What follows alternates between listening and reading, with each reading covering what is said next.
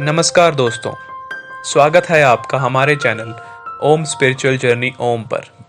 आज एकादशी के शुभ दिवस पर हम इस वीडियो के माध्यम से जानेंगे आमल की एकादशी की कथा। फाल्गुन माह के शुक्ल पक्ष की एकादशी को आमल की एकादशी के रूप में मनाया जाता है, जो कि आज यानी 20 मार्च को आ रही है। माना जाता है कि इस तिथि पर भगवान विष्णु और आंवले के वृक्ष की पूजा करने से साधक को विष्णु जी की विशेष कृपा प्राप्त होती है और व्रत करने से 100 गायें दान करने जितना पुण्य मिलता है। पूर्ण फल की प्राप्ति के लिए व्रत कथा का पाठ करना जरूरी होता है। आइए सुनते हैं आमल की एकादशी की कथा। प्राचीन समय में वैदिक नामक एक नगर था, जहां चैत्ररथ नामक चंद्रवंशी राजा राज्य करते थे। नगरवासी बहुत ही प्रसन्न थे। इस नगर में सभी लोग विष्णु जी के भक्त थे और एकादशी का व्रत किया करते थे। एक बार फाल्गुन शुक्ल पक्ष की एकादशी के दिन सभी भक्तजन व्रत कर भगवान विष्णु की पूजा अर्चना और रात्रि जागरण कर रहे थे। तभी वहां एक महापापी और दुराचारी शिकारी आया। वह भी वहां रुककर भगवान विष्णु की कथा तथा एकादशी का महत्व सुनने लगा। इस प्रकार उस शिकारी ने पूरी रात जागरण करते हुए व्यतीत की। अगले दिन वह घर गया और भोजन करके सो गया। कुछ दिनों बाद ही उस शिकारी का निधन हो गया। शिकारी के पापों के कारण उसे नरक भोगना पड़ता, लेकिन उसने अनजाने में आमल की एकादशी व्रत कथा सुनी थी और जागरण भी किया था।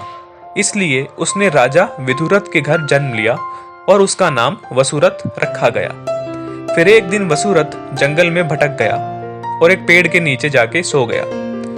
उस पर कुछ डाकुओं ने हमला कर दिया, लेकिन उनके अस्त्र शस्त्र का राजा पर कोई भी असर नहीं हुआ और वसुरथ सोते रहे। कुछ देर बाद उनकी नींद खुली तो उन्होंने पाया कि कुछ लोग जमीन पर मृत पड़े थे। उन्हें देखकर वो समझ गए कि वो लोग उन्हें मारने आए थे। तभी आकाशवाणी हुई कि हे राजन, भगवान विष्णु ने तुम्हारी जान बचाई है। तुमने पिछले जन्म में आमल की एकादशी की व्रत कथा सुनी थी, यह उसी का फल है। आमल की एकादशी की एक अन्य पौराणिक कथा भी प्रचलित है। इस कथा के अनुसार भगवान विष्णु की नाभि से ब्रह्मा जी की उत्पत्ति हुई। ब्रह्मा जी को स्वयं के बारे में जानने की इच्छा हुई। इन सवालों का जवाब जानने के लिए ब्रह्मा जी ने भगवान विष्णु की तपस्या की। उनकी तपस्या से प्रसन्न होकर भगवान विष्णु ने उन्हें दर्शन दिए। उनके दर्शन प्राप्त कर कर ब्रह्मा जी भावुक हो गए और उनकी आंखों से आंसू बहने लगे। जहां ब्रह्मा जी के आंसू गिरे वहां आंवले के पेड़ की उत्पत्ति हुई। तभी भगवान विष्णु ने कहा कि आपके आंसू से आंवले के पेड़ की उत्पत्ति हुई है। यह पेड़ और इसका फल मुझे बहुत प्रिय होगा। आज से जो कोई भी आमल की एकादशी व्रत करेगा और आंवले के पेड़ की पूजा अर्चना करेगा, उसे शुभ फलों की प्राप्ति होगी।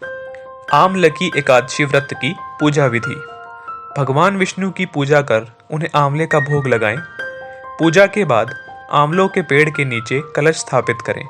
इसके बाद वृक्ष के पूजन के दौरान धूप, दीप, चंदन, रौली, फूल और अक्षत आदि अर्पित करें और गरीब या ब्राह्मण को भोजन कराएं। अगले दिन यानी द्वादशी तिथि पर इस कलश, वस्त्र और आंवला का दान कर दें। बोलो जय श्री कृष्ण।